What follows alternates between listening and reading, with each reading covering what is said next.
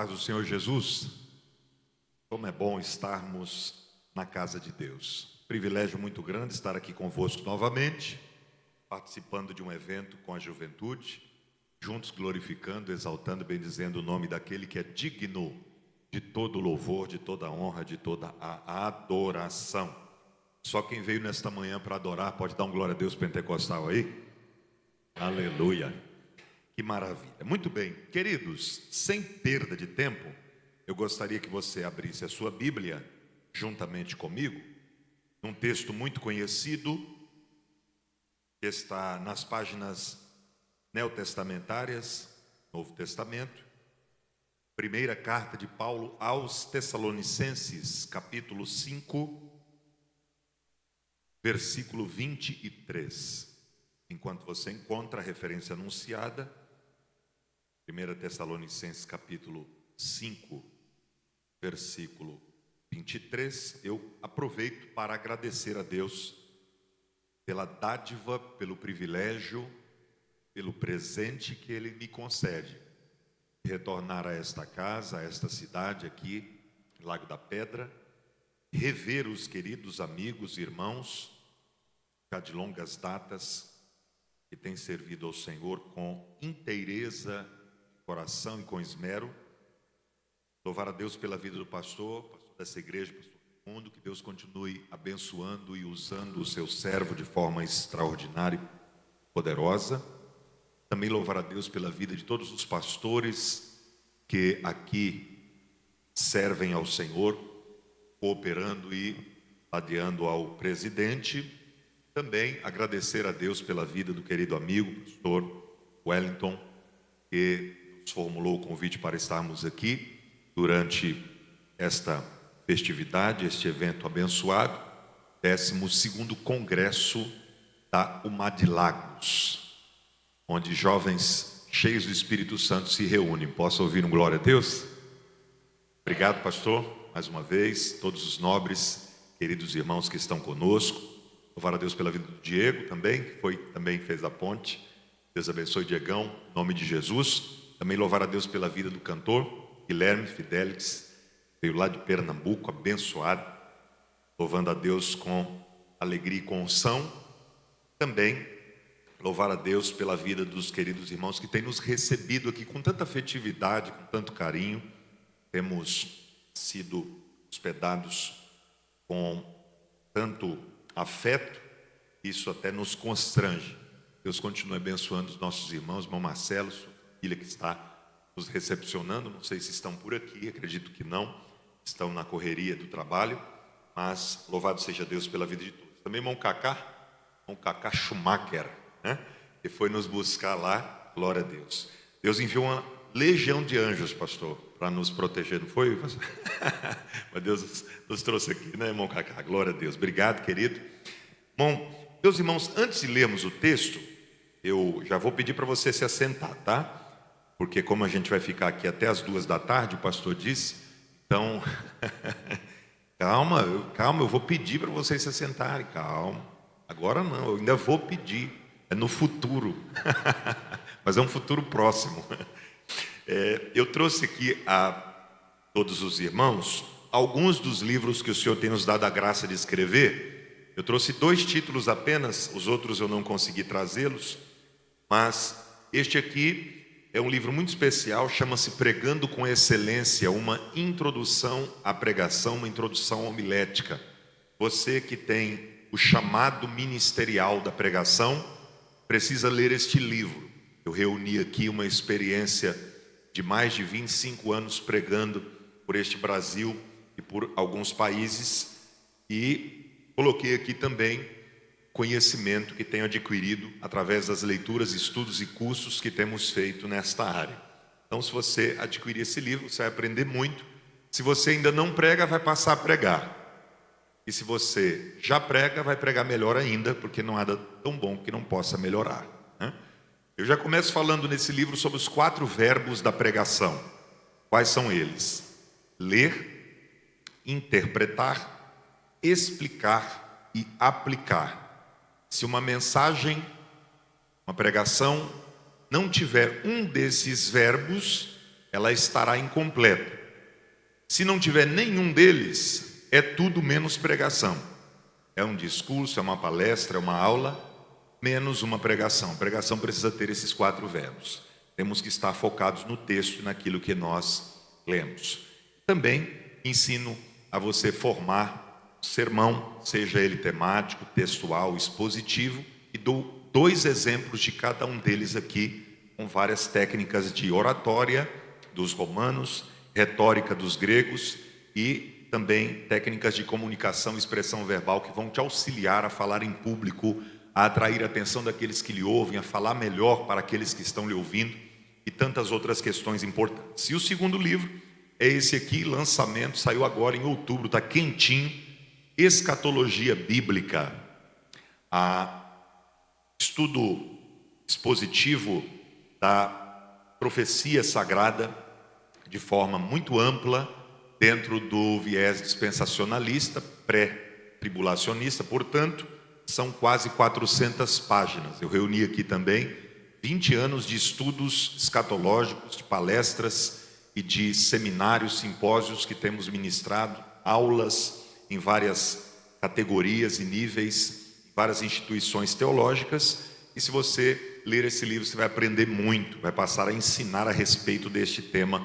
E muita gente tem falado bobagem por aí, né? Tem os teólogos do TikTok, né, que nunca leram nada, nunca estudaram, nunca se aprofundaram, leram 2 páginas e já acham que são doutores na área. Então, esse tema é muito importante e eu falo aqui com muito equilíbrio, muita base bíblica, com muito texto sagrado.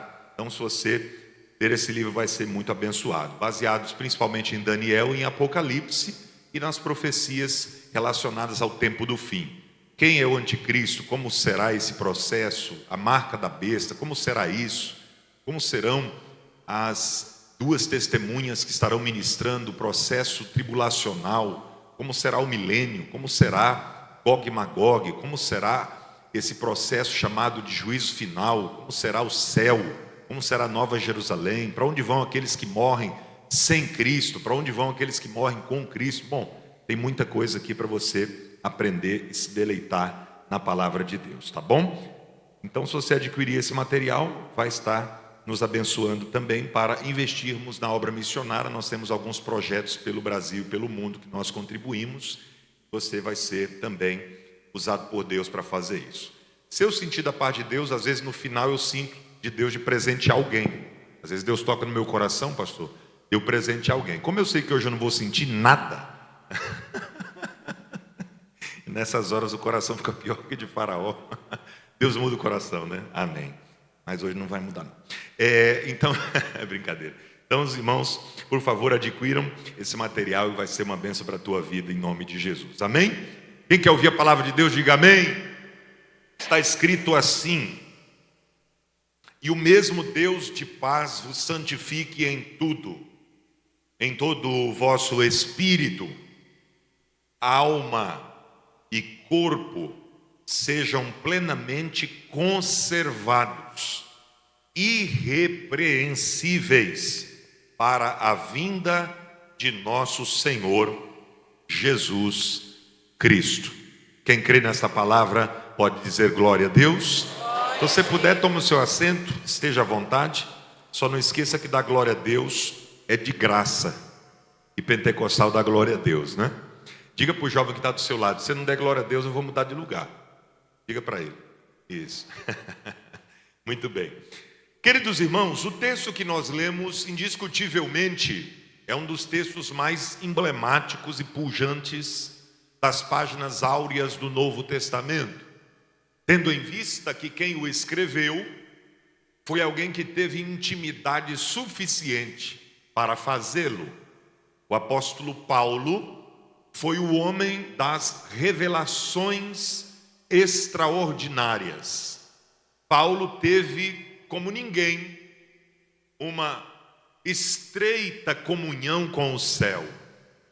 A Bíblia diz, e ele mesmo escreve na carta aos Coríntios, a segunda, no capítulo 12, que ele foi até o 3º céu, e lá ele ouviu coisas inefáveis, inexprimíveis, que ao homem não é lícito referir.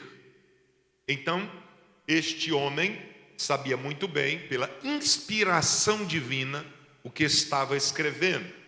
Eu gostaria de compartilhar com vocês nesta manhã algo que Deus colocou no meu coração e no meu espírito, para que a nossa vida seja completamente transformada a partir de então. Se você colocar em prática aquilo que Deus há de falar contigo nesta hora, sua vida nunca mais será a mesma. Quem pode dizer amém por isso? Eu não vim brincar de culto e nem de pregar. Eu vim aqui para entregar uma mensagem do céu para a tua vida. Eu tenho convicção plena daquilo que vou ministrar, daquilo que recebi de Deus. E por isso eu gostaria que você prestasse muita atenção para entender aquilo que Deus comunicará ao teu espírito. Em primeiro lugar, nós precisamos entender que a vontade de Deus para nós é a santificação. Por isso que, na mesma carta, no capítulo 4, versículo 3, Paulo descreve o seguinte: porque esta é a vontade de Deus, a vossa santificação. Em Colossenses capítulo 1, versículo 9 está escrito: por esta razão, nós também, desde o dia em que ouvimos, não cessamos de orar por vós e de pedir que sejais cheios do conhecimento de sua vontade, em toda sabedoria e inteligência espiritual. Olha só que coisa extraordinária. Deus quer que conheçamos a sua vontade, porque é impossível, quem está me ouvindo diga amém, obedecer a vontade de Deus se não conhecermos a vontade de Deus. É algo lógico. Você não consegue obedecer uma ordem se você não a conhece. Por isso que existe aqui algo muito importante a se destacar. Nós conhecemos pelo menos 4 tipos de vontades que nos cercam, que estão à nossa volta. Primeira vontade que está em nossa volta é a vontade da nossa carne. Segundo tipo de vontade que temos em nossa circunvizinhança é a vontade dos outros. Aquilo que às vezes nós não queremos, mas os outros querem que façamos. Terceiro lugar, a pior de todas, a vontade do diabo, que é destruir-nos espiritualmente, arrancar de nós a essência e a identidade cristã. E em quarto lugar, a melhor de todas, a vontade de Deus, que quem a experimenta sabe que é boa, perfeita e agradável. Então, estamos cercados por vontades, vontades que geralmente são vontades outras, vontades alheias, vontades que não são aquelas que Deus quer que nós desejemos. Em 1 Coríntios capítulo 6, versículo 12, versículo renomado, que diz: todas as coisas me são lícitas, mas nem todas as coisas convêm. Todas as coisas me são lícitas, mas eu não me deixarei dominar por nenhuma. Paulo está dizendo-nos que existe neste movimento espiritual de compreensão da vontade divina algo que está em nós, que geralmente luta contra aquilo que é divino. Então, tudo me é permitido, mas nem tudo eu devo fazer. Nós somos livres. Olhe para cá. Os únicos seres vivos deste planeta chamado Terra que possuem liberdade somos nós. E quando eu digo nós, eu estou me referindo aos crentes que foram salvos na pessoa bendita de Jesus Cristo. Porque os demais seres humanos não têm liberdade. Os animais não têm liberdade. Às vezes nós olhamos para um pássaro voando e a gente tem a ideia ilusória e equivocada de que ele tem liberdade para fazer o que quer e voar para onde deseja. Mas a bem da verdade é que mesmo um pássaro que está voando nos céus não possui liberdade. Ele está apenas cumprindo o que os seus instintos dizem para que ele faça. Pastor, não entendi. Os seres humanos também, quando estão mergulhados no pecado, estão na mesma condição de serem escravizados pelos desejos, pelos instintos. A diferença é a seguinte: os animais possuem instintos e não pode se desvencilhar deles. Não podem. Você nunca vai ver um pássaro acordar pela manhã e dizer assim: nossa, hoje eu não vou voar não, hoje eu estou com a vontade de andar, vou caminhar, né? Disseram que caminhar queima caloria, então eu vou começar a andar. Você nunca vai ver isso acontecer. Você nunca vai ver um cachorro um belo dia dizer assim: olha, quer saber de uma coisa? Esse negócio de latir não está com nada, eu vou começar a miar. Porque toda vez que eu começo a latir, alguém me bate, alguém grita comigo, alguém me lança um chinelo, me dá uma pedrada. E o gatinho ali, quando ele começa a miar, o pessoal vai lá e faz carinho na cabeça dele, faz um cafuné. Eu vou começar a miar. Ele não tem essa escolha. Ele apenas age sob os seus instintos. Quem está entendendo, diga amém. Agora o ser humano não. Ele também possui instintos, mas ele pode suprimi-los. Ele pode colocá-los debaixo da vontade de Deus. Sabe como é o nome disso? Santificação. É quando eu reprimo os meus desejos instintivos, que são contrários à vontade de Deus e à sua palavra, para agradar ao Deus Todo-Poderoso que me chamou das trevas para a sua maravilhosa luz. Oh glória, eu sinto Deus nessa palavra. Então, esta é a grande intenção. Nós somos livres, por quê? Porque liberdade implica responsabilidade. É aqui que falham terrivelmente os nossos queridos irmãos calvinistas, porque acham que o ser humano não possui mais capacidade de escolha desde Adão. Mas se nós não tivermos capacidade de escolher, não haverá como Deus julgar pessoas no juízo final e condená-las ao inferno pelas obras que elas fazem, tendo em vista que nesse posicionamento, tudo que o ser humano faz, se ele não possui livre-arbítrio, faz porque Deus quer que ele faça. Então, coisas boas e ruins. Como que essa pessoa vai ser julgada no juízo final? E Deus vai dizer para ela: você fez isso, isso, isso, isso, e por isso você vai para o inferno. E ele vai olhar para Deus e vai dizer assim: sim, mas eu fiz porque eu não tinha escolha, Senhor. O Senhor me arrancou o livre-arbítrio. Então eu tenho que ir para o céu, porque eu fiz a sua vontade. Inclusive nesse posicionamento, eu estava fazendo um debate numa rádio com um calvinista, e ele me lançou essa proposta. Eu disse para ele: então vamos salvar Judas. Porque se Judas não tinha livre-arbítrio e foi escolhido para ser o traidor, ele obedeceu a Deus, e quem obedece a Deus não tem que ir para o inferno, tem que ir para o céu.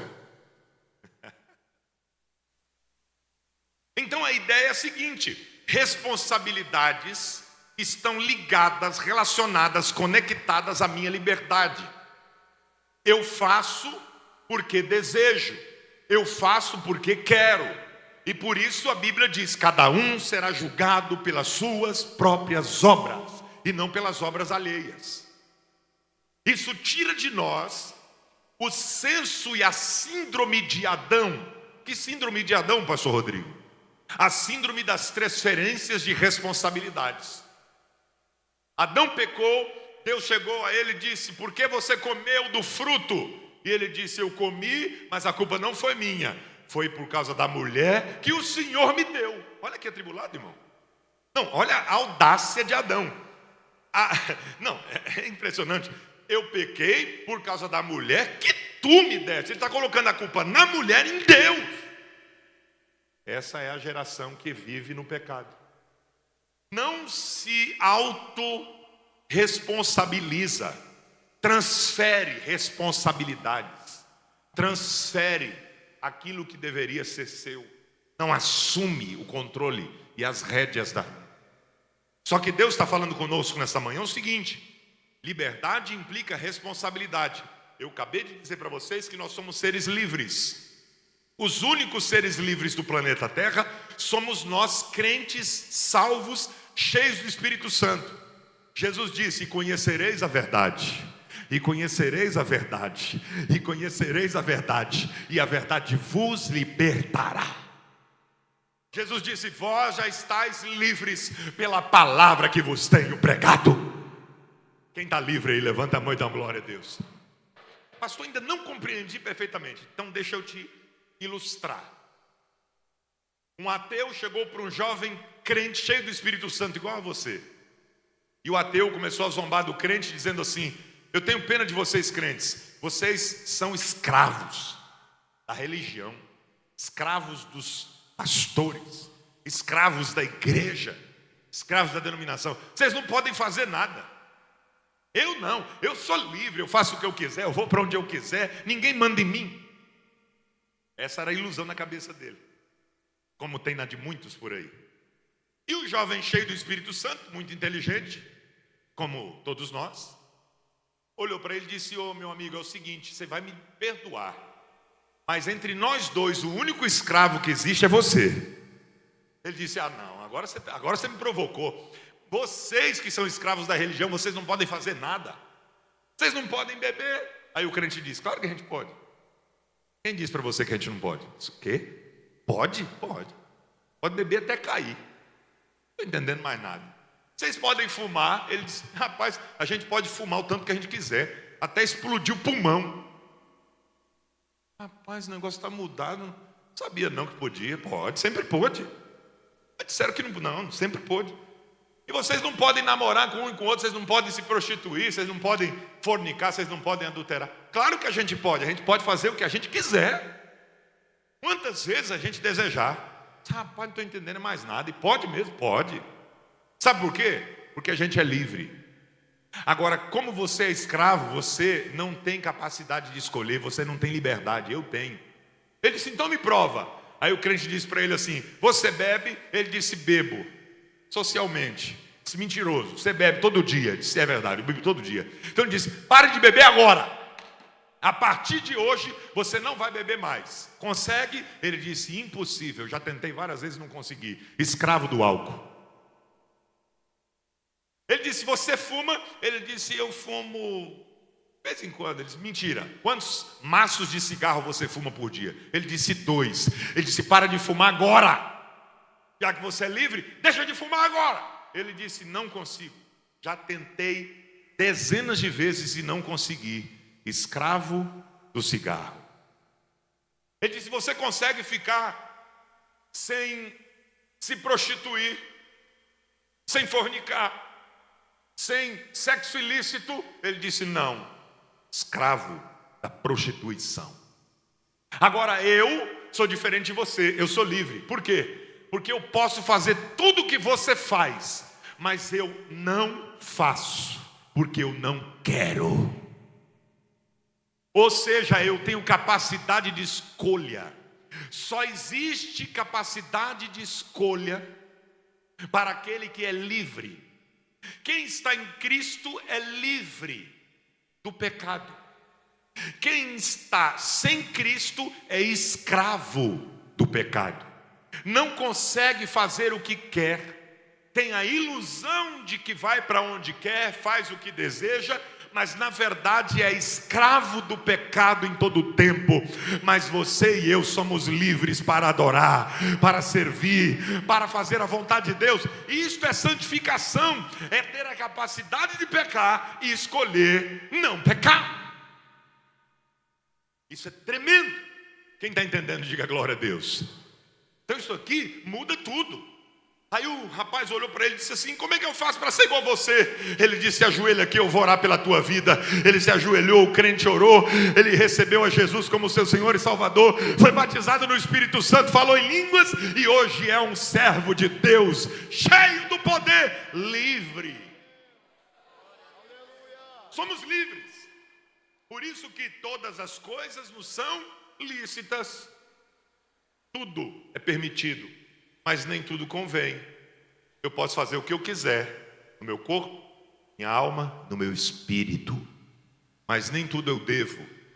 Então, Deus nos faz promessas. Na Bíblia existem diversas promessas. A Bíblia é um livro de promessas. Repita após mim: a Bíblia, mais forte, a Bíblia é um livro de promessas. Quais são as promessas que nós encontramos na Bíblia? Pelo menos 4 tipos. Quantos tipos? 4.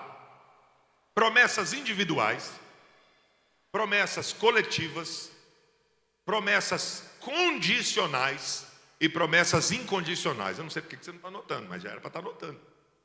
Promessas individuais, promessas que Deus fez a apenas uma pessoa, apenas um indivíduo, a mais ninguém. Existem promessas na Bíblia que Deus só fez a Davi, somente a Davi, a mais ninguém, já cumpriu. Tem promessas na Bíblia que Deus só fez para Abraão, só para Abraão, e já se cumpriram. Promessas individuais. É que a gente lê a Bíblia e quer que tudo seja para nós, né? Somente quando é coisa boa. É egoísta, quer tudo para a gente. Só que tem promessas que são individuais. Segundo tipo, promessas coletivas. O próprio nome já sugere. Promessas que são feitas a mais de um grupo. Quando Deus olha dos céus para a terra, dos milhares de povos que existem, Deus enxerga só 3. Quantos? 3. Judeus, gentios e igreja. Repita após mim: judeus, gentios e igreja. Deus olha dos céus para a terra e só vê esses 3. Quem são os judeus? Os descendentes de Jacó. Quem são os gentios? Os não judeus. Quem é a igreja? Os convertidos a Cristo e salvos na pessoa do Senhor. Se um judeu se converte a Cristo, ele passa a ser igreja. Se um gentio se converte a Cristo, ele passa a ser igreja. Por isso que Paulo disse em Efésios capítulo 2: Deus de 2 povos, judeus e gentios, fez um, igreja, derrubando o muro que os separava, fazendo uma alusão ao templo, quando tinha uma separação para judeus e para gentios. Agora, em Cristo, podemos ser um só povo. Então, existem promessas que Deus só fez a Israel, somente para os judeus, e não para a igreja. Mas existem promessas que Deus só fez para a igreja, e não para os judeus. Quem está entendendo, diga amém. Isso é importantíssimo. Se você não entende isso, você interpreta a Bíblia totalmente errado. Por quê? Tem promessa que Deus só fez a Abraão. Tem promessa que Deus só fez a Davi. Promessas individuais. Tem promessa que Deus só fez a Israel. E tem promessa que Deus só fez à igreja. Promessas coletivas. Alguns teólogos costumam dizer que à igreja Deus concedeu as bênçãos dos céus e aos judeus as bênçãos da terra. Não ouvi nenhum glória a Deus, puxa vida. Queria que trocasse, né? Deu terra seca. O que acontece? A Bíblia nos ensina o seguinte: há promessas coletivas. Terceiro tipo de promessas, são as mais importantes para a gente entender aqui. Promessas condicionais. O que são promessas condicionais? Tem uma condição para que se cumpra. E pasmem os senhores e as senhoras, jovens, a maioria delas são condicionais. Que isso, pastor? É. A maioria das promessas de Deus da Bíblia, são mais de 8.810 promessas na Bíblia. A maioria delas condicionais. Por quê? Há uma condição para que se cumpra. Vou te dar um texto no Antigo e um Novo Testamento para você não achar que eu estou dizendo bobagem. 2 Crônicas 7,14, o que está escrito lá? Se o meu povo, se o meu povo, que se chama pelo meu nome, se humilhar, orar, buscar a minha face, converter dos seus maus caminhos, então eu, o Senhor, ouvirei dos céus, perdoarei os seus pecados, sararei a sua terra. Perceberam? tem um se, é condição. Se o meu povo fizer o quê? Se humilhar, orar, buscar a minha face, se converter dos seus maus caminhos, então eu, Senhor, vou abrir os céus e vou abençoar. Para que Deus abra os céus e abençoe, o que o povo de Deus tinha que fazer? A sua parte. Estou entendendo, pastor. Então quer dizer que há promessas que Deus faz que são condicionais. E eu disse que a maioria delas são assim. Se eu não faço a minha parte, Deus não vai fazer a dele. Mas não é porque ele não quer, é porque a dele está garantida. Mas você precisa mostrar para ele que você acredita. E como é que eu mostro para Deus que eu acredito? Fazendo aquilo que me cabe, fazendo a parte que me é devida. Quem pode levantar a voz e glorificar o Senhor? Se prepare para fazer aquilo que tem que ser feito. Mas pastor, eu ouvi dizer que quem tem promessa não morre. Deus fala e ponto final. A gente pode ficar tranquilo, sentado na sombra, tomando caldo de cana. E Deus vai cumprir, independentemente do que eu faça. Se forem promessas incondicionais, que é o último tipo. Incondicionais. É diferente de condicionais. Promessas incondicionais, arrebatamento da igreja, você querendo ou não vai acontecer, você fazendo a sua parte ou não vai acontecer, o diabo querendo ou não vai acontecer, o anticristo querendo ou não vai acontecer, os falsos profetas querendo ou não vai acontecer, os espíritas querendo ou não vai acontecer, os anti-intelectuais querendo ou não vai acontecer, os pseudocientistas querendo ou não vai acontecer. É uma promessa incondicional. Mas as promessas, da sua grande maioria, são do tipo condicional. No Novo Testamento, Romanos capítulo 10, versículo 9, o que está escrito lá? Se com a tua boca confessares e de todo o teu coração creres, serás salvo. É se. Ninguém é obrigado. Você veio aqui obrigado nessa manhã? Alguém colocou uma arma na sua cabeça e disse: se você não for, você morre? Não. Por que você veio? Porque você quis. Ainda que fosse um projeto da igreja, ainda que fosse um projeto da denominação, da Umar de Lagos, da Unilíder, não importa. Você veio porque você desejou. Você tinha capacidade de ter ficado em casa. Você tinha outros tantos lugares para estar, mas resolveu estar no melhor deles, na casa do Pai. Quem pode dar uma glória por isso?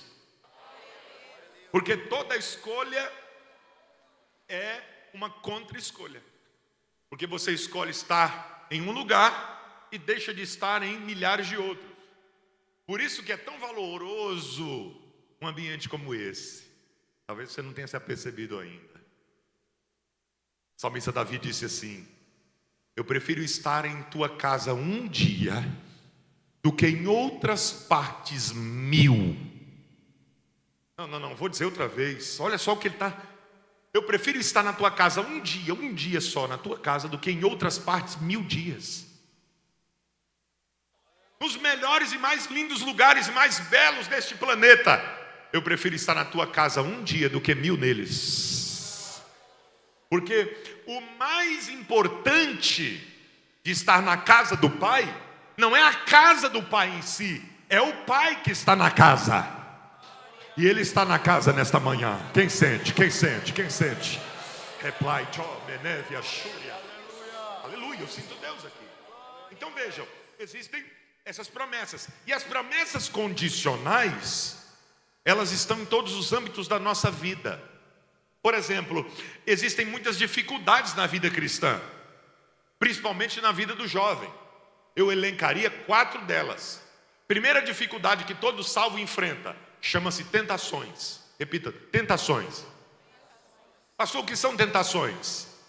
São desejos e consciências carnais para fazermos aquilo que desagrada a Deus. Eu posso obedecer à tentação ou rejeitar a tentação. A tentação, para alguns, é oportunidade para pecar. Para outros, oportunidade para ser fiel. Foi o caso de José. Teve oportunidade para pecar com a mulher de Potifar, que devia ser uma mulher maravilhosa. e ele rejeitou para agradar a Deus. Alguns têm oportunidade. Então, dentro da tentação, nós temos isso. O que pode ser uma tentação para você, pode não ser para mim, porque as tentações são subjetivas. Algumas pessoas são tentadas em uma determinada área e outras são mais tentadas em determinada área. Quem está entendendo? Cada um é tentado numa área. Por exemplo, eu sempre fui avesso à bebida alcoólica. Meu pai era alcoólatra. Ele chegava bêbado em casa, caindo. E eu era criança e via aquela cena. E mesmo minha família não sendo crente, eu olhava para aquilo e dizia: eu jamais farei assim. E mesmo quando eu era do mundão, eu ia para as festas, para as baladas, e o pessoal me oferecia bebida, me oferecia droga, e eu falava: sai daqui, eu não quero. Mas como é que você vem para a festa e não bebe? Cala a boca, o problema é meu. Cuida da sua vida. Eu tenho posicionamento. Ponto final. Ora, eu quis. Então, isso não me atrai. Pode colocar uma bebida, todo mundo pega. Vai, não tem nada. Mas sou tentado em outras áreas, como você é tentado em outras áreas, que eu não sou. Quem está entendendo? Cada um é tentado numa área. Só que a tentação em si não é o pecado. O pecado é ceder à tentação. E Deus não tenta ninguém. Quem tenta? O diabo e a nossa própria carne. Eu costumo dizer que o diabo é tão imprestável que até para pecar a gente não precisa dele. Nossa própria carne faz a gente fazer isso sozinho. Então a tentação é um dos problemas da vida, uma das dificuldades. Segundo problema que nós enfrentamos chama-se provações. Repita, provações. O que são provações? Diferente de tentações. Provação não é tentação. Provação tem começo, meio e fim. Uma provação ela pode durar 1 minuto. Uma provação ela pode durar 1 ano. Uma provação ela pode durar 40 anos, como o povo no deserto. Mas é uma provação. Tem dia para começar e tem dia para terminar. Só que tem gente que confunde tentação com provação com lutas espirituais. Provação são instantes que Deus nos prova. Por exemplo, um grande pregador norte-americano, na época dos grandes avivamentos, não existia TV nem internet, mas ele estava no ônibus indo pregar numa determinada cidade. E quando ele passou pelo cobrador, pagou a passagem e se assentou, recebeu o troco, se assentou. Quando ele se assentou, ele contou o troco e ele viu que tinha 25 centavos a mais. Ele se levantou, foi até o cobrador e disse: o senhor me deu 25 centavos a mais, não é meu. Senhor, por favor, pegue aqui o seu dinheiro. Ele disse: eu sei. Ele disse: o senhor sabe o quê? Eu sei que eu lhe dei 25 centavos a mais. Mas por que o senhor fez isso? O senhor não é o pastor fulano de tal? Ele disse: sou eu mesmo. Eu vi o seu rosto estampado nos cartazes pelos postes da cidade. Estavam divulgando um evento que o senhor vai pregar aqui, né? Ele disse: é isso mesmo. Eu fiz propositalmente para saber se de fato o senhor é um homem digno de ser ouvido. Porque o senhor devolveu esses 25 centavos, eu creio que o senhor é um homem de Deus. Eu vou lá lhe ouvir pregar. E ele pregou, e na hora do apelo, quem aceitou a Jesus? O cobrador. Provação. 1 minutinho ali, ó. Deus provou a vida dele e ainda o abençoou. Provação. Que é diferente de tentação. Que em terceiro lugar é diferente de lutas espirituais. Repita após mim: lutas espirituais. O que são lutas espirituais? A Bíblia diz que nossa luta não é contra a carne, nem contra o sangue. É uma expressão hebraica que significa seres humanos. Não é contra pessoas, mas contra os principados, potestades, hostes infernais da maldade, nos lugares celestiais, ou seja, nos céus atmosféricos, no ambiente atmosférico, que lutam contra as nossas vidas. Eu pastoreava uma congregação, e aí um dia, acabou o culto, e um irmão me procurou e disse assim: pastor Wellington, pastor Rodrigo, ora por mim. Eu preciso que o senhor ore por mim, pastor. Eu disse: pois não, minha irmã, o que está acontecendo? Ela disse: o diabo está furioso comigo, pastor. Eu disse: tá bom, mas qual que é a novidade? Ela disse: não, o senhor não ouviu. O diabo está furioso comigo, pastor, ora por mim. Eu disse: tá bom, mas você quer que eu ore por causa de quê mesmo? Não, pastor, você não está ouvindo? Eu acabei de dizer, o diabo está furioso comigo. Eu preciso que você ore por mim. Eu disse, irmã, isso eu que não estou entendendo nada. Porque você está dizendo que o diabo está furioso com você e está pedindo para eu orar pela tua vida? Mas estou achando conexão uma coisa com a outra.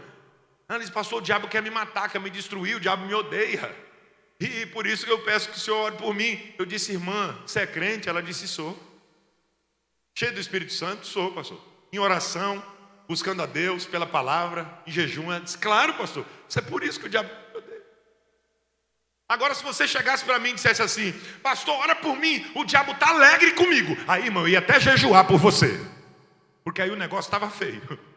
Mas o diabo está furioso. Qual é a novidade, pelo amor de Deus? O diabo tem que estar furioso mesmo, porque você é salvo, cheio do Espírito Santo, você está em santificação, você está aqui nesta manhã. Ele não pode contra você. Como é que você vai achar uma conexão entre uma coisa e outra? Não, pastor, ora para Deus acabar com essa luta. Eu disse, não posso, irmã. Por quê? Porque senão eu vou orar para Deus te matar. Pastor, como assim? Irmã, você é salvo? Sim, pastor. Então, se você é salva, você vai enfrentar lutas até o final. Ou até o arrebatamento, ou até a sua morte. Agora, se você não quiser mais luta espiritual, passa para o time do diabo. Aí ele não mexe mais com você. É do time dele. Enquanto você for igreja, o diabo vai querer te destruir, te matar, fazer tudo o que ele com você. Mas ele não pode, vou repetir, ele não pode fazer o que ele quer, porque o diabo está na palma da mão de Deus. O que prevalece não é a vontade do diabo, é a vontade divina. Levante a sua mão e glorifique ao Senhor. O diabo não pode dar um passo sequer sem a permissão divina. Martinho Lutero dizia que o diabo é o diabo de Deus. Ele só faz o que Deus manda. Deus usa até o diabo para nos abençoar. Quem crê nisso, diga amém. Porque o diabo é um servo de Deus. Não pode fazer absolutamente nada sem que Deus permita. Vocês se lembram de Davi? Davi foi ungido rei, mas ele não sabia que foi ungido rei. Ele não sabia. Samuel não falou para ele, você está sendo ungido rei. Não podia. Eu sei que nas retratações artísticas, nos filmes, nos desenhos, nas novelas, ele fica sabendo ali, não, mas na Bíblia não, a Bíblia, eu fico com a Bíblia. A Bíblia não diz que Samuel falou, você está sendo ungido rei. Ele não sabia. Se ele fala, você está sendo ungido rei, os irmãos trabalhavam para Saul e iam dizer, o nosso irmão foi ungido rei no teu lugar. Ele ia falar, então vai lá e mata ele. Acabou, pronto, não tem mais nada. Só que Deus não falou, porque é estratégico. Davi foi ungido e voltou para o trabalho normal, voltou para a vida diária, cotidiana. Ele não sabia que era ungido a rei. Agora Deus vai fazer o quê? Vai causar uma situação para que ele chegue no palácio. Olha Deus usando o diabo. Demônio! Deus bradou lá do céu. Preciso de um demônio aqui. Pois não, senhor, pode ser eu, pode. Vai lá perturbar Saul. Agora, vai. Aí ele foi. Aí assombrou Saul. Aí Saul ficou doidinho na cabeça. Aí o pessoal, meu Deus, o rei está louco. O que a gente faz?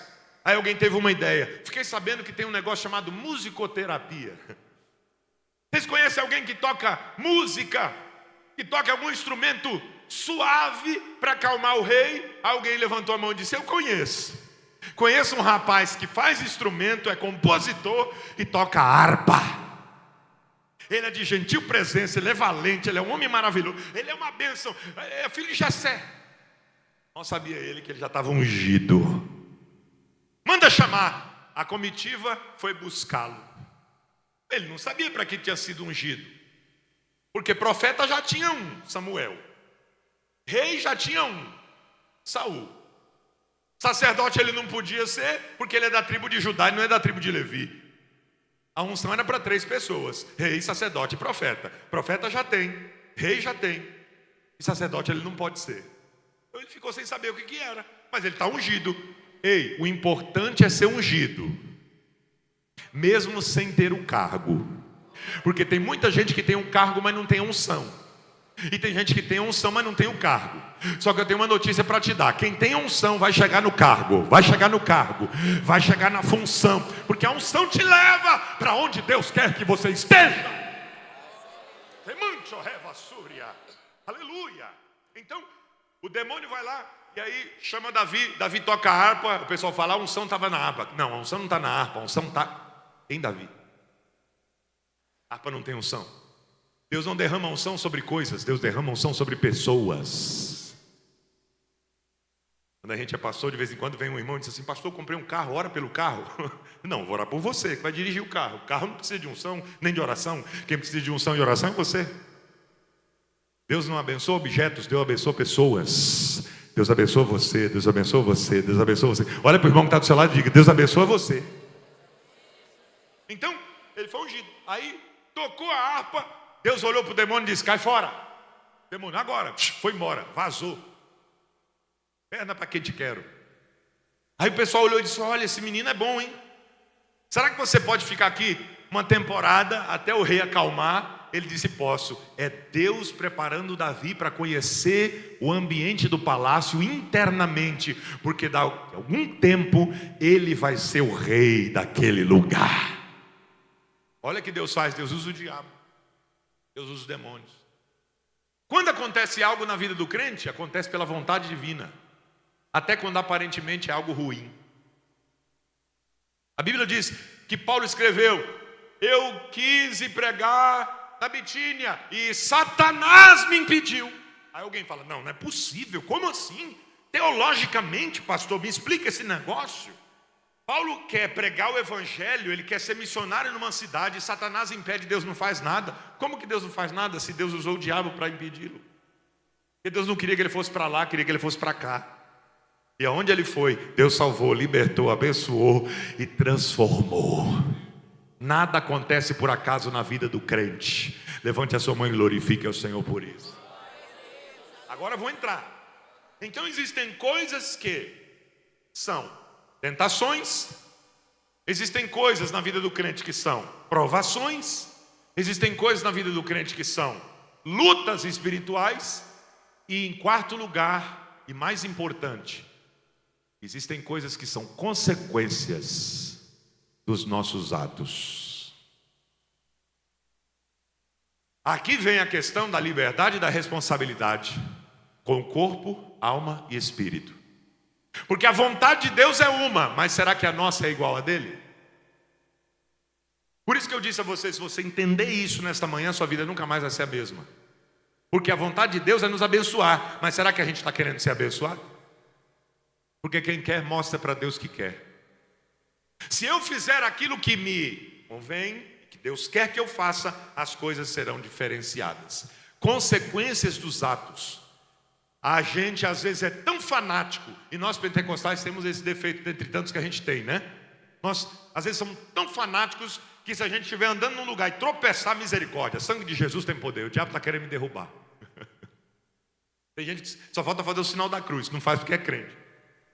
O diabo está querendo me quebrar a perna, e se quebrar a perna eu não vou trabalhar, se não trabalhar eu não tenho dinheiro, se não tiver dinheiro não tem dízimo e oferta, e se não tiver dízimo e oferta a obra de Deus vai sofrer. Ele faz uma tempestade num copo d'água.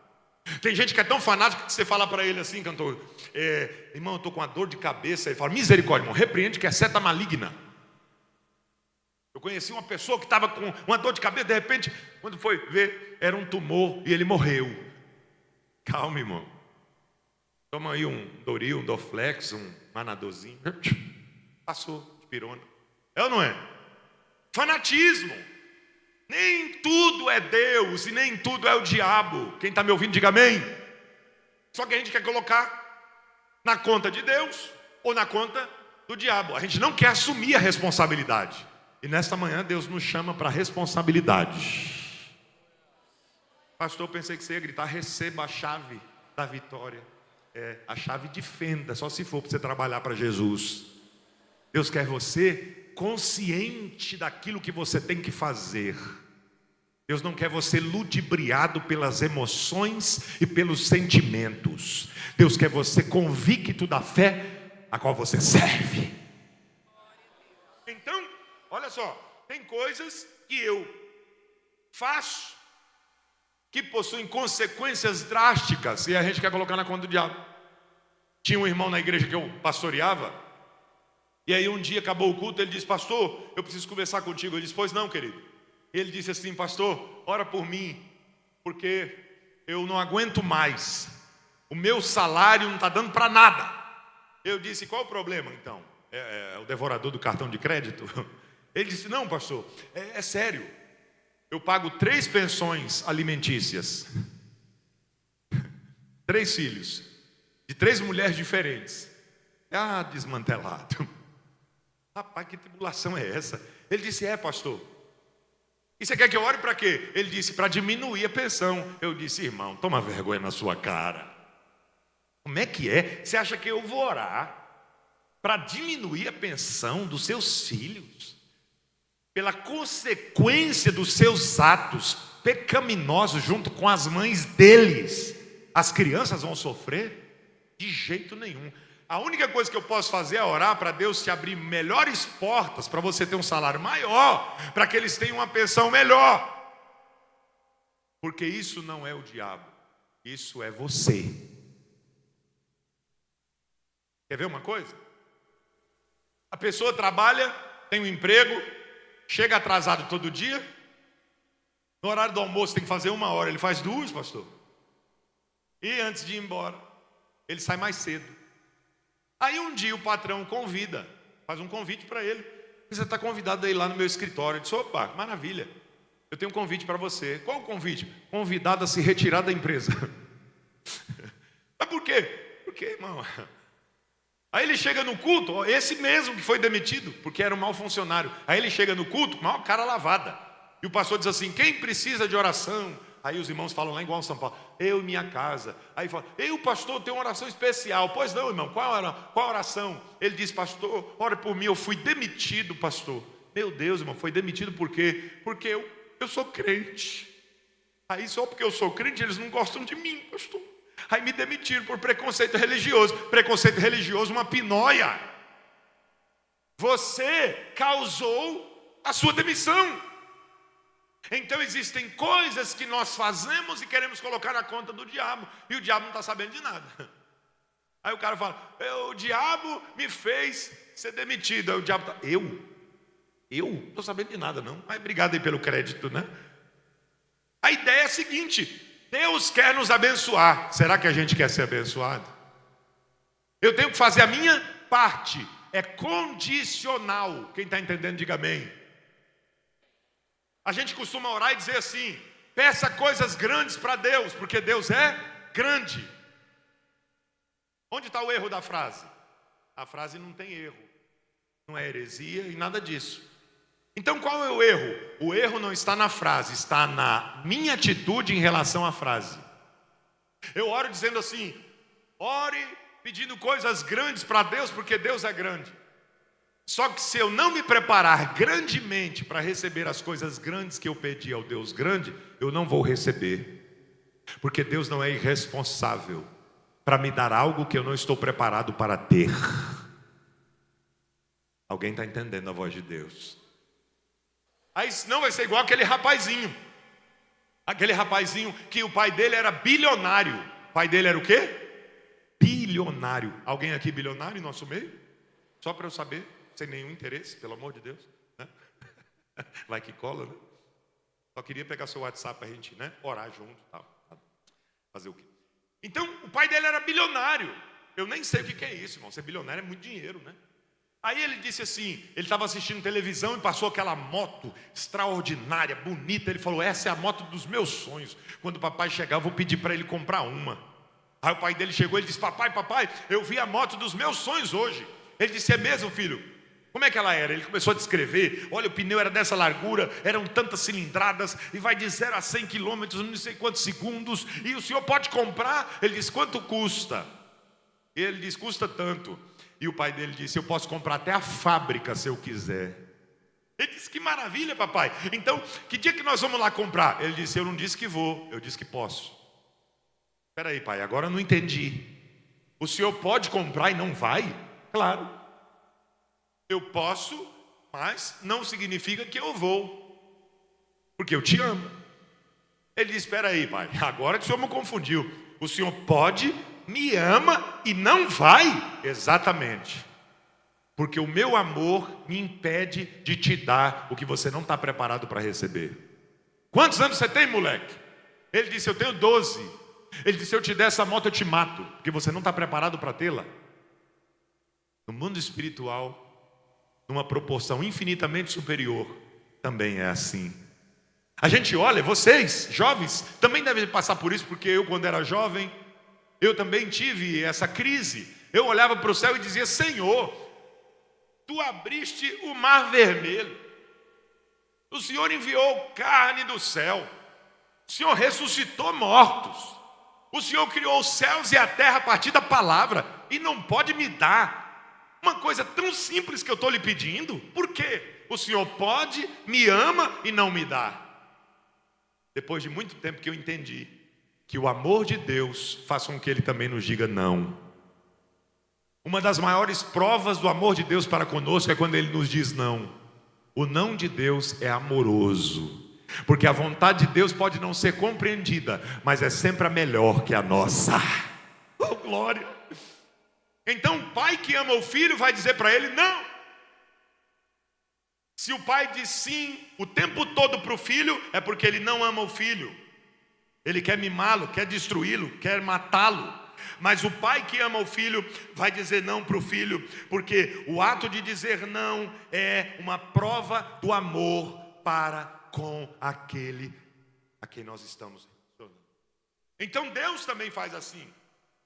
Agora, se eu faço a minha parte, Deus faz a dele. Só que a gente fica nessa magia espiritual. A gente fica orando para Deus fazer mágica. E os crentes pentecostais têm um grande defeito: acham que Deus é mágico. E Deus não é mágico. Deus não faz mágica, Deus faz milagre. Quem faz mágica é o diabo. Deus é Deus de milagre. E milagre é diferente de mágica. Qual é a diferença? O milagre tem a manifestação divina, mas também tem a participação do homem. Pode ver na Bíblia, todo milagre que Deus realizou, Ele realizou junto com alguém. Deus pode fazer tudo sozinho, sim ou não? Sim ou não? Para que Deus precisa da gente? Para nada. Mas por que Deus quer nos usar? Porque Ele tem prazer em fazer conosco. Oh, louvado seja o nome do Senhor. Você entende isso? Deus quer fazer, mas quer fazer com a gente.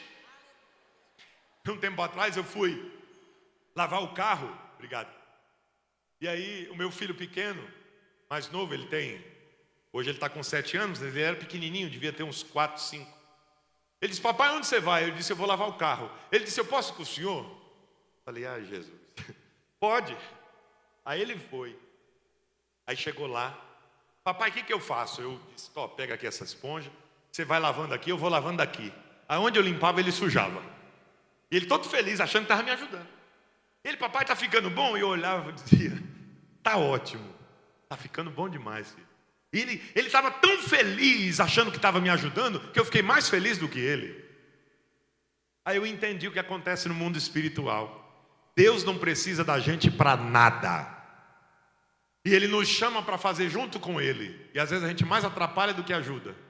E Deus está olhando e está dizendo: tá bom, filho, meu prazer é estar com você. Meu prazer é fazer junto contigo. Levante a sua mão, sinta-se privilegiado por ser chamado por Deus para esta grande obra. Deus pode fazer só. O único ser que pode fazer tudo sozinho, pisou nessa terra, foi Jesus. E Ele chamou 12 para fazer com Ele. Por que você quer fazer só? Eu preciso fazer a minha parte. Se eu faço a minha parte, Deus faz também a dele. Só que a gente quer colocar tudo na conta de Deus ou tudo na conta do diabo. E tem promessas que são condicionais. Deus faz a promessa e eu preciso fazer a minha parte, para que aconteça, para que se cumpra.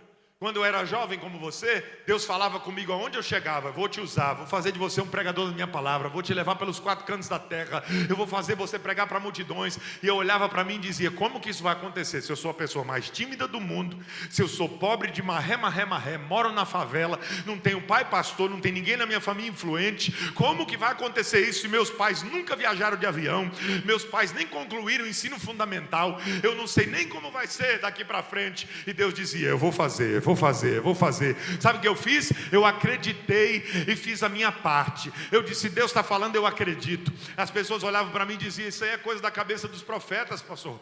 Isso aí não vai acontecer não. Eu dizia, não, vai sim. Se Deus falou, vai acontecer. E eles diziam, não, isso é para te agradar, para você não desviar. Como que vai acontecer? Você não tem pai pastor, não tem ninguém influente na igreja. Você é pobre, onde você mora? Você mora na favela. Olha só o tamanho da sua igreja. É o fundo de uma garagem. Ninguém sabe nem que você existe. E eu dizia, mas Deus falou e eu vou acreditar. Eles dizem, mas você não tem coragem de dar nem glória a Deus, de tanta timidez que você tem. Como é que você vai falar para multidões? Eu disse, eu não sei, eu só sei que eu acredito e eu vou me preparar para Deus fazer a parte dele. Eu creio que Deus fala e cumpre. Levanta a sua mão e dá um glória a Deus aí. Eu vim profetizar na vida de alguém. Não interessa de onde você veio, não interessa quem é a tua família, não interessa quem é teu pai, quem é a tua mãe, ou se você nem o conhece ou nem a conhece. O importante é que Deus fez uma chamada. O importante é que Deus te chamou. O importante é que Deus te vocacionou. E se Deus falou, vai acontecer. Queira o diabo ou não queira, queira Satanás ou não queira, queira os inimigos ou não, Deus vai cumprir. Deus vai cumprir. A palavra de Deus não cai por terra. Tem pentecostal aí? Pode dar uma glória forte. Isso é tremendo. Só que eu preciso fazer a minha parte em todas as áreas da vida. Quer ver um exemplo? Eu conheci um jovem que ele era inteligentíssimo e ele não queria estudar. E eu falava para ele, rapaz, uma pessoa inteligente como você tem que aproveitar esse cérebro, esse QI que você tem. Rapaz, se eu tivesse essa sua inteligência, eu estava longe. Vai estudar, vai fazer uma faculdade. Ele dizia assim, na hora certa, pastor, tudo tem um tempo determinado. A gente é especialista em citar versículo fora do contexto quando convém. Não, tudo tem um tempo. Não, já passou o tempo, irmão, já era para você estar. Aí, depois de um tempo eu encontrei. Ele disse, pastor, eu preciso te contar uma bênção. Eu disse, conte, que bênção é para ser contada. Ele disse, eu vou entrar na faculdade. Eu disse, glória. Ele disse, eu vou entrar na USP. Eu disse, parabéns, agora sim, a USP. Quem conhece a USP lá de São Paulo? Universidade de São Paulo, a mais requisitada do Brasil. O vestibular mais difícil do Brasil, da FUVEST. Ele disse, eu vou passar na FUVEST, pastor. Eu disse, maravilha, glória a Deus, agora senti firmeza. Quanto tempo que você está estudando? Ele disse, como assim, pastor? Eu disse, como assim o que, atribulado? Você acabou de falar que vai passar no vestibular mais difícil do Brasil. Quanto tempo você está estudando, fazendo cursinho? Quantas horas por dia você está lendo? Ele disse, não, pastor, estou fazendo a campanha de Daniel. 21 dias de jejum e oração no monte. Estou ouvindo isso. Disse, como é que é? Se é, pastor. Aí eu fiquei pensando, então quer dizer que ao invés de estudar, você está orando? Ele disse, eu sou crente, pastor. Eu sou do manto. Eu sou do frai. Eu sou do reprávia. Eu sou do retai. Eu creio. Tudo é possível que crê. Eu disse, estou entendendo. Aí eu fiquei pensando depois, o que se passava naquela mente perigosa, naquela cabecinha de bagre. Eu acho que ele estava pensando o seguinte, que no dia do vestibular ia descer um varão de branco, com a lousa dourada, com as letras prateadas, e dizer assim para ele, receba o gabarito. Era isso que ele estava pensando. Porque ao invés de estudar, o desmantelado estava orando. Pastor, então não é para orar? É para orar, mas estudando. Sabe qual é o grande problema nosso, principalmente dessa geração? É que a gente quer orar quando tem que agir. E a gente quer agir quando tem que orar. Eu disse para você que nunca mais você ia esquecer essa mensagem, que Deus ia mudar a tua vida. Porque a gente quer orar quando tem que agir e agir quando tem que orar. Era para ele estudar e ele estava orando. Assim acontece em todas as áreas da vida. A gente quer mexer com a arte mágica. E eu disse que Deus não faz mágica, Deus faz milagres. Se você não fizer a tua parte, não vai acontecer nada. Deus está te dando a oportunidade de fazer alguma coisa hoje. Quer passar no vestibular? Então vai estudar. Orando, mas estudando. Quer um bom emprego? Se prepare para o bom emprego. Porque Deus quer abrir a porta, mas você está fazendo a tua parte. Tinha um irmão na congregação que eu estava, quando eu era jovem, e ela era muito engraçado. Ele colocou na cabeça que Deus tinha que dar um carro para ele. pastor Wellington. Ele ficou paranoico com isso. Ele disse: Deus, eu preciso de um carro para fazer a obra. E naquela época, 20 anos atrás, aonde eu morava, irmão, quem tinha carro era quem tinha dinheiro. Era muito difícil ter carro. Hoje em dia todo mundo tem, graças a Deus. Mas ele colocou na cabeça, e ele, toda a oração, pediu o carro. O pastor falava: irmãos, vamos orar pelas ofertas. Ele dizia: Senhor, meu carro, meu carro, meu carro. O pastor dizia: irmãos, vamos orar pelos enfermos. Ele dizia: Senhor, meu carro, meu carro, meu carro. Tudo ele pediu o carro. Era toda a oração. Aí um dia, no ciclo de oração, Deus trouxe um profeta de outra congregação. E ele estava lá, e eu estava do lado, e eu ouvi. O profeta chegou nele e disse assim: meu servo, eu tenho ouvido a tua oração. Eita, forte. Tu tens me pedido algo, e eu ouvi. Eu disse: glória a Deus, né? Fiquei pensando comigo ali, graças a Deus. Aí, olha só o que o profeta disse para ele: tira a habilitação que o carro chega, deixa a minha paz. E foi embora. Eu disse: toma, vai, brinca com Deus. Ele estava pedindo um carro para Deus e não tinha nem habilitação para dirigir. Como é o nome disso? Irresponsabilidade. A gente quer pedir coisas para Deus sem estar preparado para recebê-las. Mas nesta manhã Deus vai abrir o teu coração, a tua mente, a tua inteligência, para você orar segundo a vontade dEle. Faz a tua parte que Deus vai fazer a dEle. Abra a terra, semeia, aduba a terra, porque a chuva está garantida, a chuva está garantida, a chuva está garantida. Isso em todas as áreas da vida: espírito, alma e corpo. A pessoa quer emagrecer, mas não quer correr, não quer ir para academia, não quer fazer dieta, não quer fechar a boca e acha que vai fazer milagre. Não, isso aí não é milagre não, isso é mágica. Agora te peguei, né? Tem como não. Aí esses dias eu estava num lugar, aí os irmãos oraram para comer, aí um dos irmãos disse assim: meu Deus, feijoada, pastor, não posso comer feijoada, o médico proibiu, mas em nome de Jesus eu repreendo toda a gordura, todo o colesterol está repreendido em nome de Jesus. Eu falei: olha, que doideira é essa, irmão? De onde você tirou isso? Então quer dizer que é assim, é? A arte mágica? Eu não preciso de academia, não preciso de médico, não preciso de... né? Está com uma gordura a mais, em nome de Jesus. 5 quilos, sai, a calça cai. É assim que funciona? Não faz a tua parte não, para você ver. É por isso que tem muita gente morrendo, muita gente sofrendo e colocando a culpa no diabo. E o diabo é ele mesmo. Conheci um pastor, ele estava com vários problemas de saúde por culpa dele. E aí foi ao médico, o médico olhou para ele e disse assim: o senhor quer viver? E ele era crente, irmão, mais crente que a gente, cheio do Espírito Santo, homem de oração, homem santo, homem de família, um homem de Deus, pregador, ensinador do evangelho, cheio dos dons. Aí o médico falou para ele: o senhor quer viver? Ele disse: claro. O senhor ama a sua família? Amo. Então o senhor deixa de comer isso, passe a caminhar, fazer academia, fazer dieta, senão o senhor vai morrer. O senhor ouviu? Ele disse: ouvi, sim, senhor.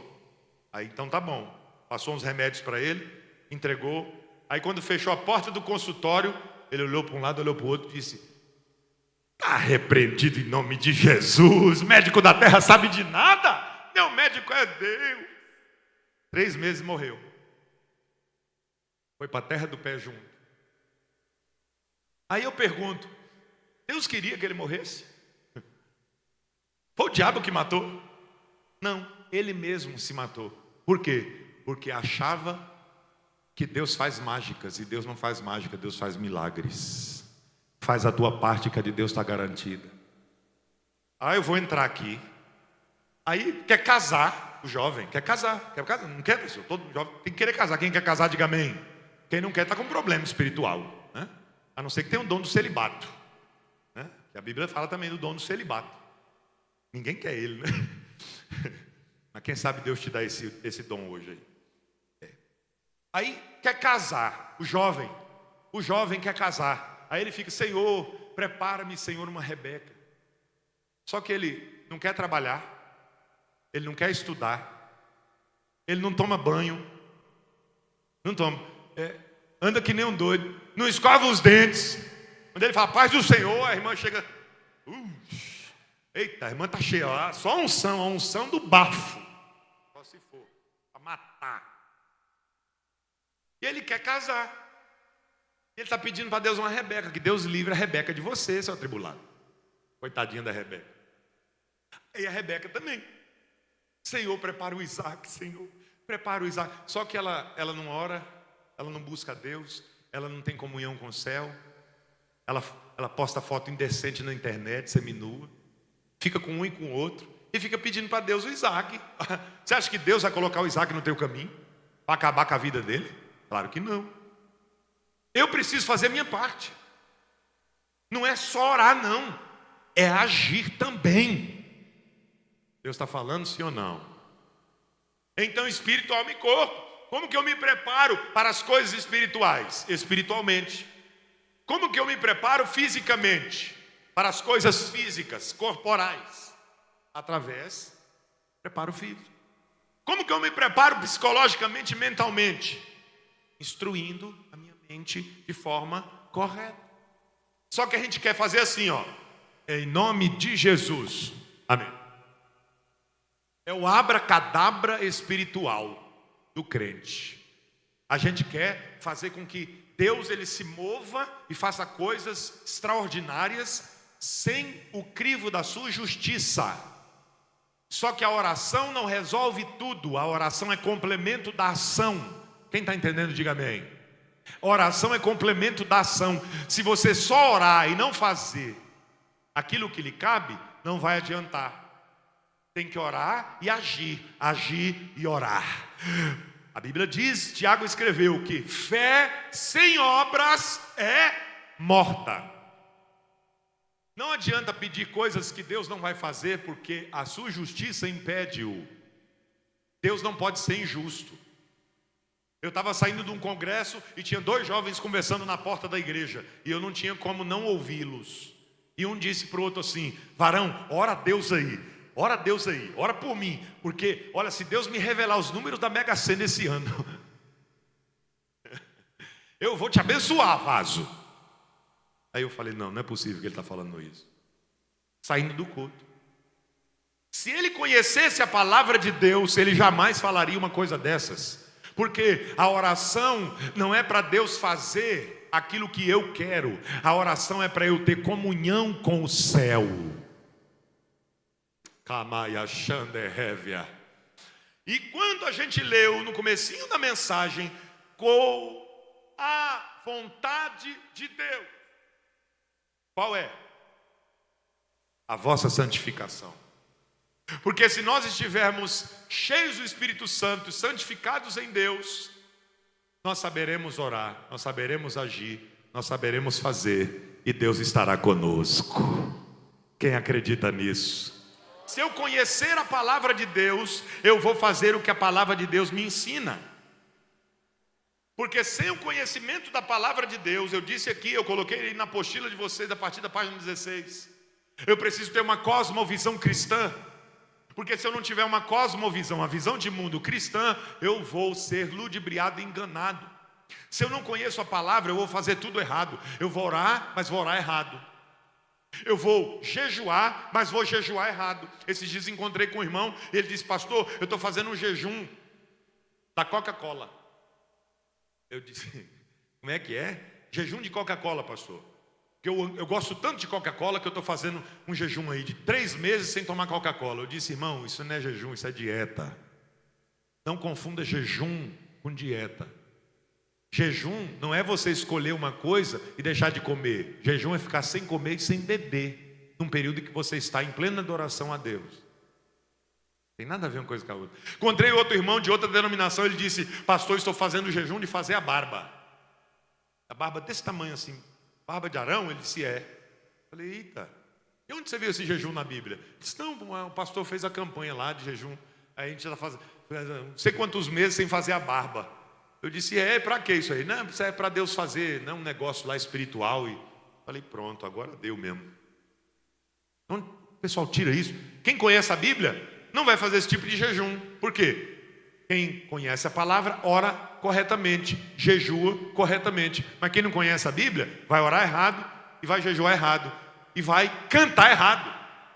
Quantos hinos que a gente canta que não tem nada a ver com a Bíblia? John Stott, um dos maiores teólogos de todos os tempos, ele dizia: um dos momentos que a igreja mais peca é quando ela canta, porque são letras que nada tem a ver com a palavra de Deus.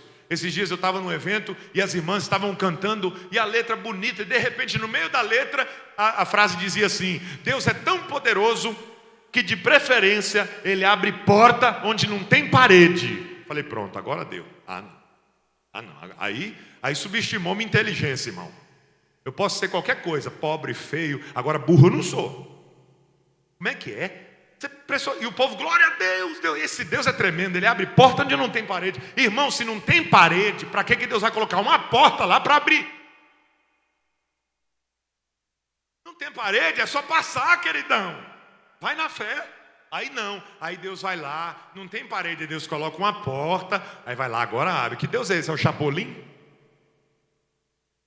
O Deus da Bíblia não trabalha com esse tipo de loucura.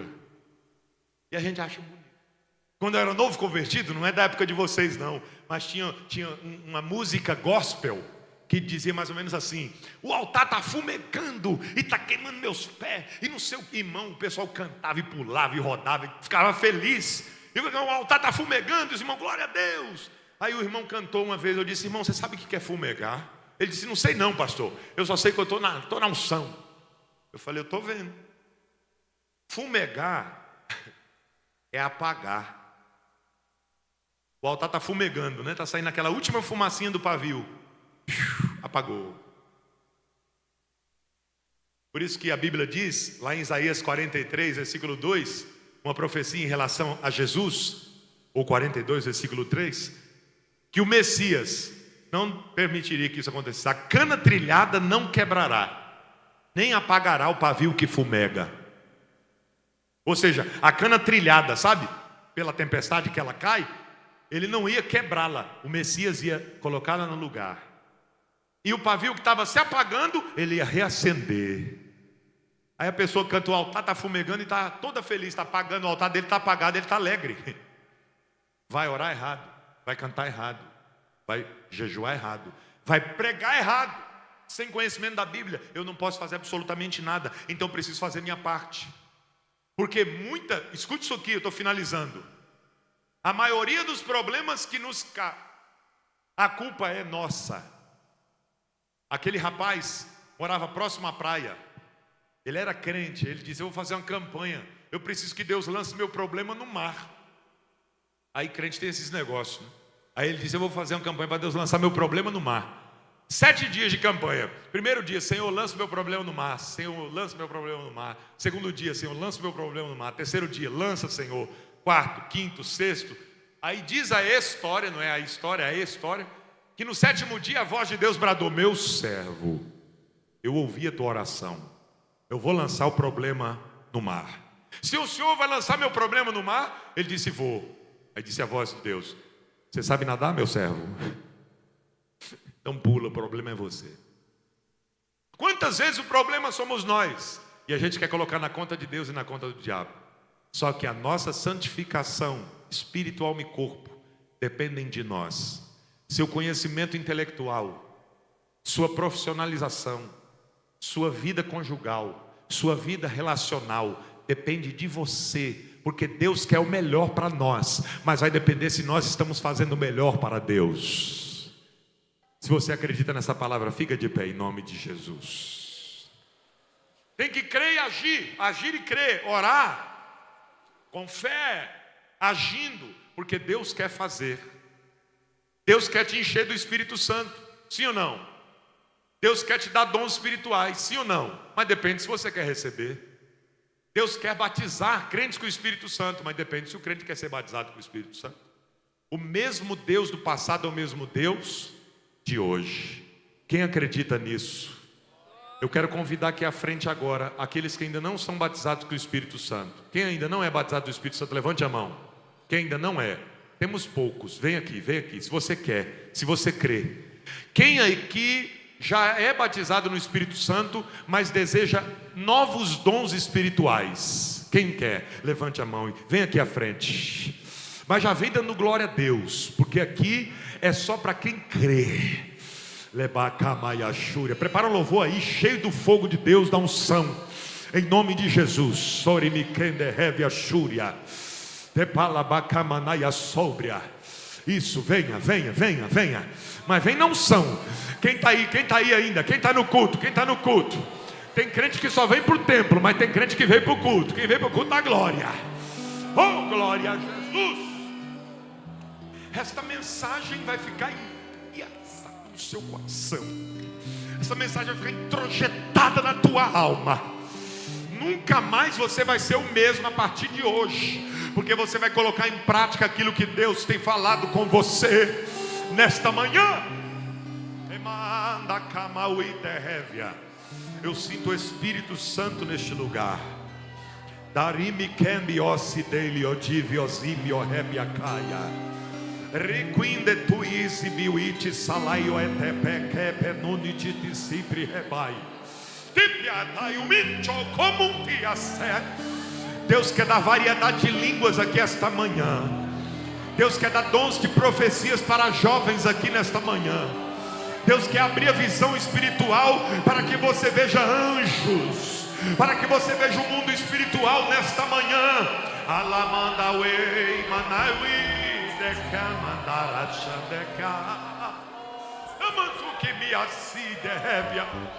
Oh meu Deus, eu estou sentindo uma unção tremenda aqui. Isso, venha. Você que deseja mais do Espírito, você que tem sede de Deus, você que quer ser dominado pela unção do céu. Você diz: pastor, eu não tenho, mas Deus tem. Eu não posso, mas Deus pode. Eu não consigo, mas Deus consegue. Eu não tenho capacidade, mas o Senhor é aquele que capacita. Você que está aqui à frente, que ainda não é batizado com o Espírito Santo, escute o que eu vou lhe dizer. No momento da oração, vai vir um desejo, e você vai ter línguas na sua mente, línguas espirituais. E você vai pensar assim: é da minha carne, eu não vou falar. E desde quando a carne quer que você fale línguas? Alguém vai pensar assim: e se for o diabo que está querendo que eu fale essas línguas? E desde quando que o diabo quer que você seja batizado com o Espírito Santo? Mas pastor, eu não sei se eu estou em condição de ser batizado com o Espírito Santo. E desde quando é condição sua? É graça de Deus, é dom do céu, é presente do Senhor.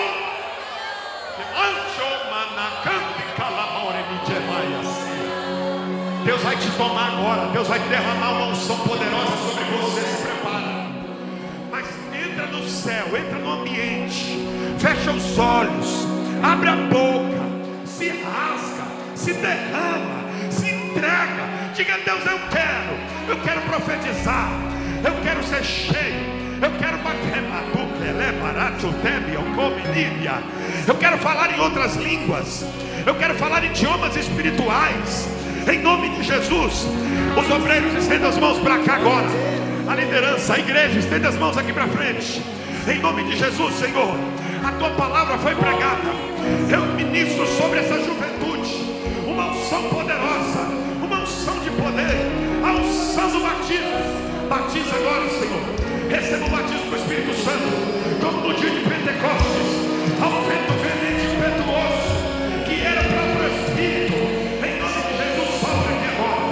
Sopra aqui agora. Recebe em nome de Jesus. Recebe em nome de Jesus. Recebe em nome de Jesus. Seja batizado. Seja batizado. Seja batizado. Seja batizado. Abre a boca. Abre a boca. Receba. Receba. Receba. Receba. Em nome de Jesus. Fale línguas. Fale línguas.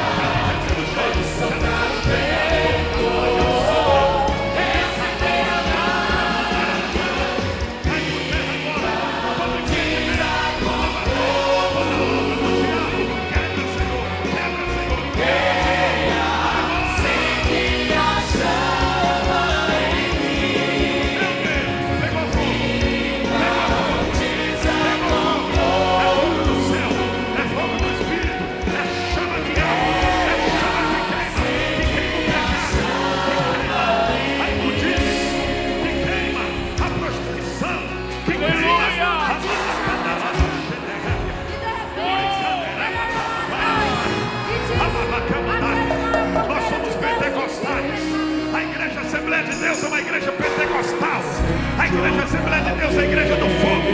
Satanás não pode impedir a juventude,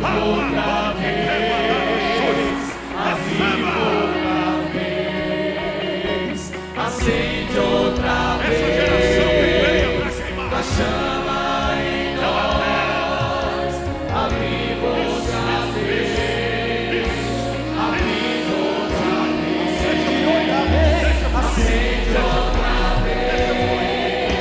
A chama em nós, aviva outra vez. Eu tô cheio. Seja cheio, seja cheio. Nossa geração tem lenha pra queimar, amor incendiar. Pastor Wellington, Deus está enchendo jovens nesta manhã. Deus A está nossa capacitando. geração tem lenha pra queimar, Cantores, pode incendiar. Vem nos batizar. A nossa geração tem lenha pra queimar, vai te levar às nações. pode incendiar.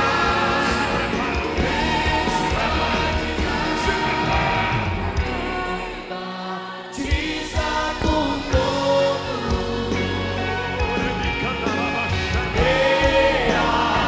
acende a chama em mim.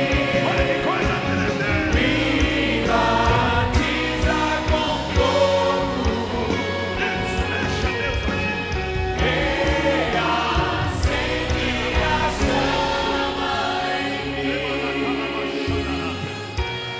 Levante a voz e glorifique a Deus. Dê um abraço nessa pessoa que está do seu lado com carinho e respeito. E diga: Deus é contigo. Diga: Deus está te vocacionando.